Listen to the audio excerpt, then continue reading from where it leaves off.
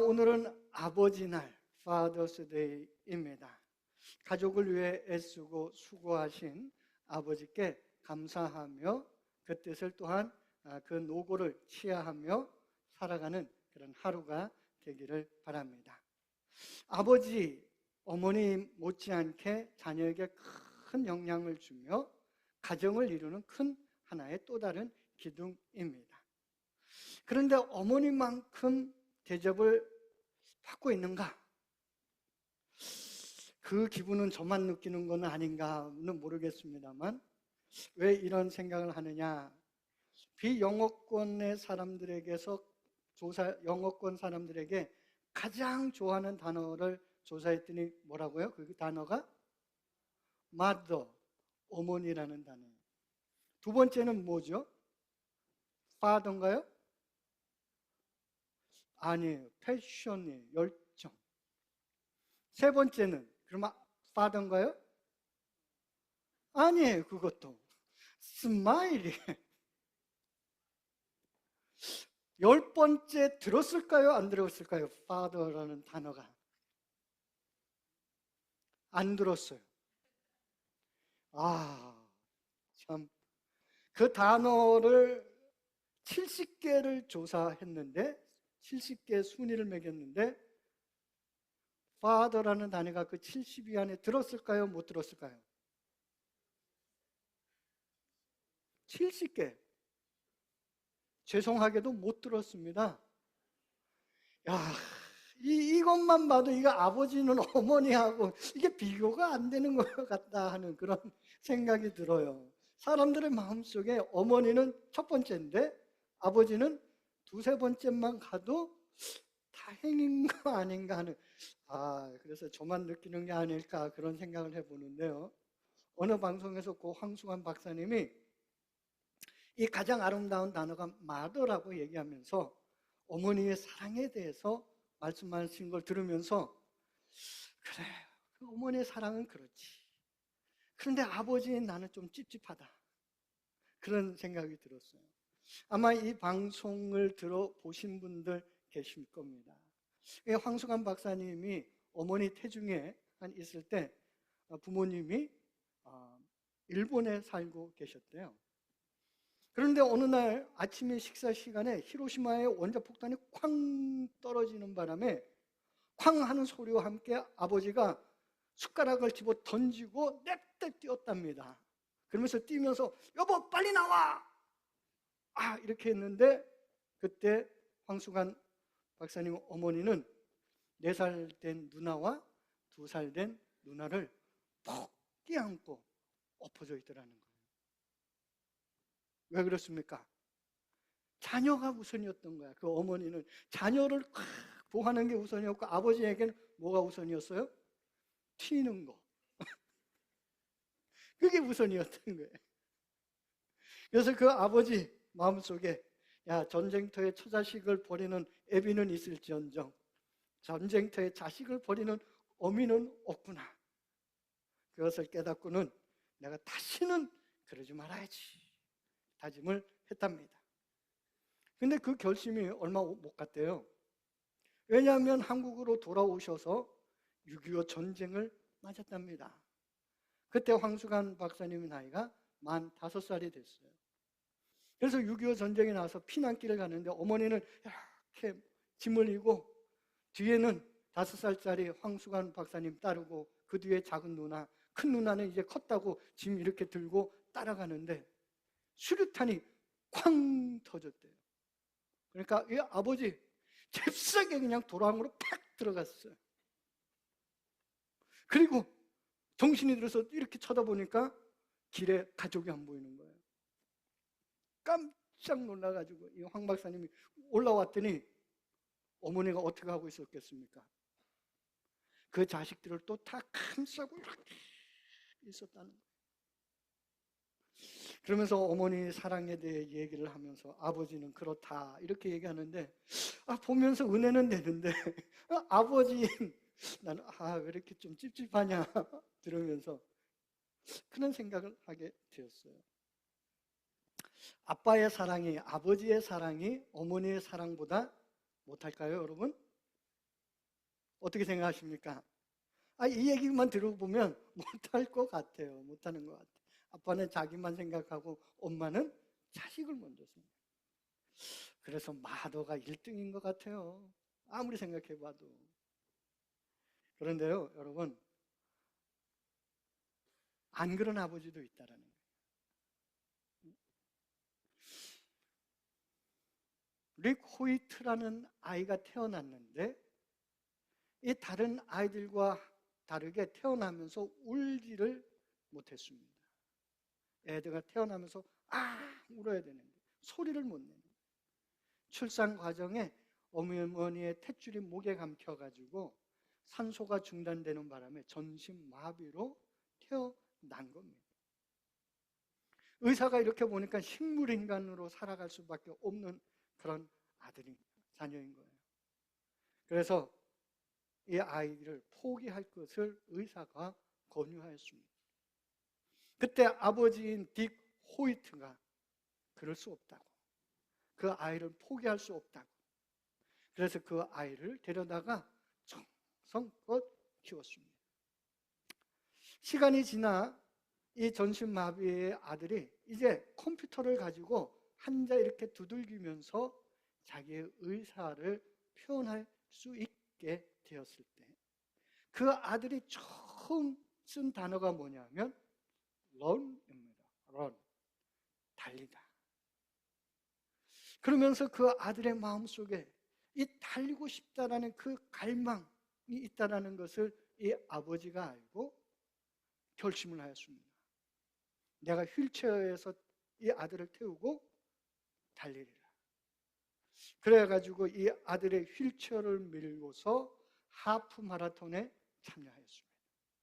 그리고 나중에는 철인 3종 경기, 곧 마라톤, 수영, 사이클, 이 세 개를 다 해야 하는 그 경기에도 참여하게 되었습니다. 이런 아버지 또한 있다라는 거예요. 여러분 어떻게 생각하십니까? 아버지의 사랑과 어머니의 사랑이 다른 것입니까? 다르지는 않을 것입니다.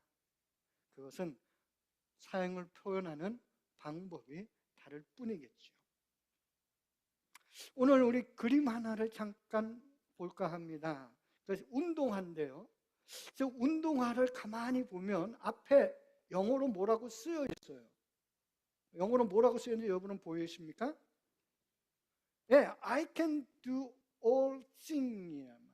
나는 모든 것을 할 수 있다. 뭐가 떠오르십니까? 우리 교회 다니시는 분은 저걸 보면서 딱 떠오르는 게 있어야 되는데, 빌립보서 4장 13절, 내게 능력 주시는 자 안에서 나는 모든 것을 할 수 있나니라 라는 그런 글자를 딱 줄여가지고 I can do all things 라는 것을 저 운동화에다가 고등학교 때부터 쓰고 경기를 한 NBA 선수가 있습니다. 그 선수는요, NBA 미국 프로농구에서요 1년 연봉을 미화로 5,500만 달러를 받아요. 그럼 캐나다 달러로 얼마일까요? 약 7,700만 달러를 받아요. 하나로는 770억을 받습니다. 어마어마한 연봉을 받는 선수입니다. 이 대학 시절부터 그 운동화에 성경 구절을 써오면서 운동했던 이 선수 누구일까요, 여러분? 한번 또 다른 그림을 한번 보시죠.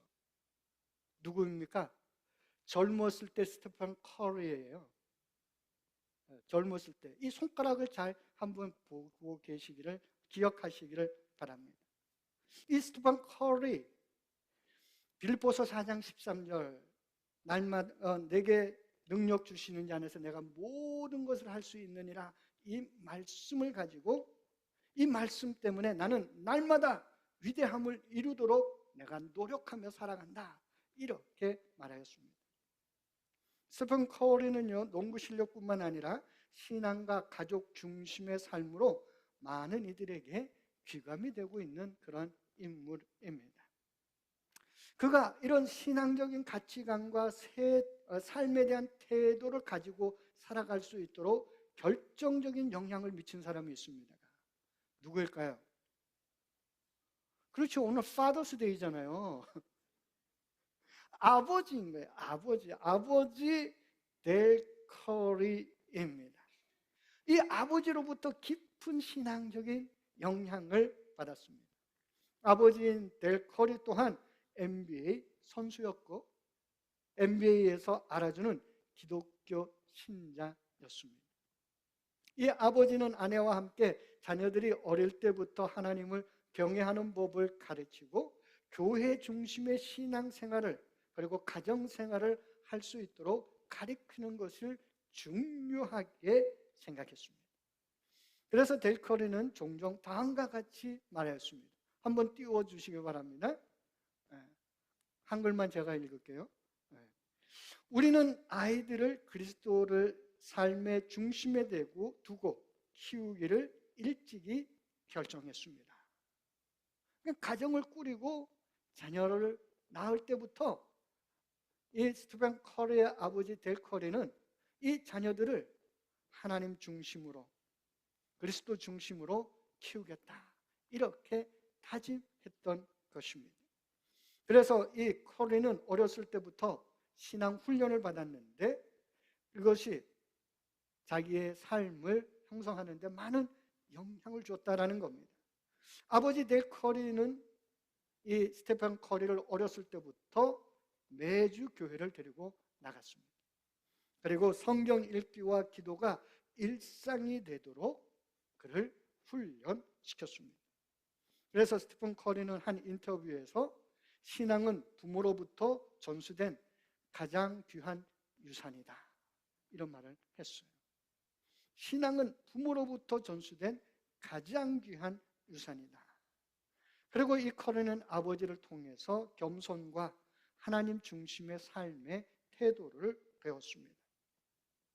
그래서 커리는요 이런 말도 했습니다. 자기는 경기에 임할 때 자신의 영광을 구하는 것이 아니라 하나님의 영광을 구하며 자기는 이 경기에 임한다라는 것입니다. 그래서 아버지에게서 겸손함과 자기 절제 그리고 하나님을 먼저 앞세우는 그런 삶을 배웠다고 말했습니다. 이런 커리가 일상 속에서 바로 하나님을 드러내기 위해서 그 운동화에다가 I can do all things 빌립보서 4장 13절 말씀을 운동화에 세우고 경기에 나섰던 것입니다. 바로 이러한 습관, 그것은 아버지 델 커리가 일려준 말씀 묵상의 습관에서부터 유래했다라는 것입니다. 이렇게 스테판 커리가 가지고 있는 게 3점 슛이잖아요. 이 3점 슛을 던지고 그 슛이 들어갔을 때 하는 제스처가 있습니다. 그 제스처가 뭐냐면 아까 사진에서 본 건데 기억하십니까? 이렇게 하는 거예요. 왜 이렇게 하느냐? 이유가 있다. 하나님께 영광을. 이거라는 거예요. 저도 깜짝 놀랐습니다. 그가 슛을 하고 나서 이렇게 하는 게 하나님께 영광이다라는 겁니다. 바로 아버지 커리로부터 겸손과 하나님께 영광을 돌리는 그 삶에 대해 배웠던 사람이 스티븐 커리이고 이 커리 그가 가장 중요하게 생각하는 것 그것은 자신이 경기력이 아니라는 겁니다. 자기가 얼마나 농구를 잘하느냐 그게 아니랍니다. 곧 믿음의 영향력을 더 중요하게 생각했다고 합니다. 그래서 청소년 사역과 기독교 자선단체에 그는 스티븐 커리는 활발하게 지금도 활동하고 있습니다. 그는 한 인터뷰에서 이런 말을 했습니다. 다시 한번 또 다른 글을 하나 띄워주시기 바랍니다. 한번 보면요. 나의 아버지는 매일 믿음을 실천하며 사는 첫 번째 본보기였습니다. My dad was the first example. I saw the man who lived out his faith every day. 그래요. 매일 살아가는데 그 첫 번째 본보기가 아버지였다 거예요. 참 이 스티븐 커리가 한 말이 제 가슴 속에 참 많이 남아 있습니다. 그러면서 제 자신에게도 질문이 돼요. 나는 자녀들에게 믿음의 실천을 보여주는 본보기가 되고 있는가? 성경은 분명히 아버지에게 사명을 주었습니다. 그 사명이 오늘 우리가 읽은 말씀입니다. 한번 전도서 22장 6절 말씀을 다시 한번 읽어보도록 하겠습니다. 전도서 22장 6절 말씀입니다. 넘겨주시기 바랍니다. 네, 한번 읽어봅니다. 같이. 마땅히 행할 길을 아이에게 가르치라. 그래야 하면 늙어도 그것을 떠나지 아니하리라. 마땅히 행할 길을 아이에게 가르치라라는 거예요. 하나님께서 부모에게, 더 나아서 아버지에게 주신 사명이 무엇이냐? 마땅히 행할 길, 그것은 하나님이 이끄시는 그 길, 그 길을 가도록 아이를 가르치라라는 그런 말씀입니다. 이 가르치라라고 번역된 원어의 문자적 의미는 훈련시키다, 또 일생을 바치다라는 그런 의미가 있습니다. 한마디로 얘기하면 훈련시켜서 일생을 바치는 자로 아이를 키워라, 그런 뜻이 있는 것입니다. 즉 가르치라는 것, 학교에서 아이들에게 수학 가르치고 영어 가르치고 뭐 국어 가르치고 이러한 것이 아니라 아이들이 하나님을 중심으로 하나님의 영광을 위하여 살아갈 수 있도록 훈련시켜서 그 평생을 하나님께 그러한 삶으로 바치는 자녀로 키우라라는 그러한 말씀이다라는 것입니다. 그런데 이 가르침 말로만 될까요? 안 될까요, 여러분? 말로만 되지 않는다라는 거예요. 스티븐 커리의 말처럼 아버지의 모범이 없으면 그 삶은 불가능하다 하는 것입니다. 삶으로 가르치는 것만이 남는다라는 그런 책을 쓴 사람이 김요섭 목사님입니다. 김장한 목사님의 아들이에요. 이분이 쓴 책, 삶으로 가르치는 것만이 남는다. 부제목이 교육은 말이 아니라 삶으로 하는 것이다 라는 것입니다. 아무리 좋은 말, 아무리 좋은 이론을 가르쳐도 그 가르치는 사람이 그 삶을 그렇게 살지 않으면, 곧 말과 행동이 일치하지 않으면 아무런 영향이 없다라는 것입니다. 오히려 삶의 모순을 통해서 진정한 그 가르침이 훼손되고 만다, 이렇게 얘기했습니다. 특별히 이 신앙이라는 것, 이 신앙은 단순한 지식의 습득이나 교리의 이해가 아니라는 거예요. 신앙은 인격과 삶의 방식이 예수 그리스도 그분을 닮아가는 것이다 라는 겁니다.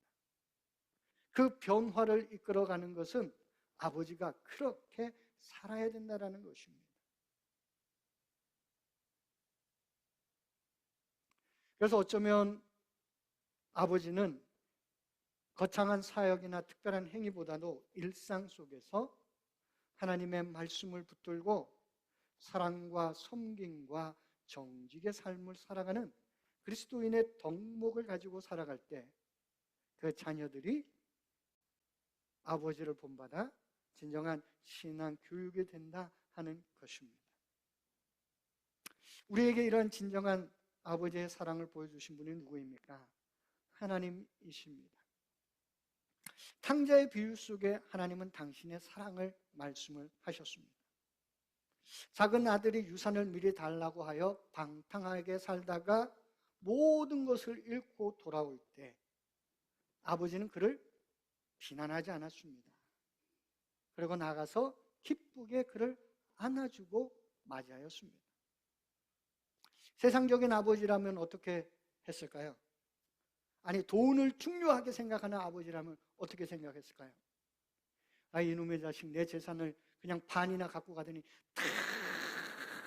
다 그냥 호랑방탕하게 다 써서 처부해버리고 거지가 돼서 내게 돌아왔구나. 들어오지 마. 너 한 번 나갔으니 다시는 집에 들어오지 말아라. 말할 수 있습니다. 그런데 하늘 아버지는 그런 말 하지 않았습니다. 기쁘게 그 아들을 맞이해주고 잔치까지 베풀어 주었습니다. 근데 그 모습을 보면서 큰아들이 불평했어요. 그럴 수 있죠. 나는 아버지를 위해서 여태까지 열심히 일했는데 나를 위해서는 아버지 양 한 마리 안 잡아주시더니 모든 거 허랑방탕하고 온 아들을 위해서 잔치를 베풀어 주셨습니다. 그 원망하는 아들, 그 큰아들을 그 아버지는 변함없는 사랑으로 안아주셨습니다. 아버지가 보여주신 사랑의 특징이 무엇입니까? 무조건적인 사랑이라는 거예요. 아들이 잘못을 저지르고 돌아왔을 때 아버지 조건 없이 그 아들을 맞아 주셨습니다. 무조건적인 사랑. 아들이 집을 떠나 방황할 때도 성경을 읽어보면 아버지는 그 아들을 기다리셨어요. 그리고 아들이 돌아오자 용서하셨습니다. 이 아버지의 사랑은 인내와 용서입니다. 작은 아들뿐만 아니라 큰 아들 또한 동일한 사랑으로, 어쩌면 더 큰 사랑으로 그 아들을 감싸 주셨습니다. 아버지 공평한 사랑을 하신 것이지요.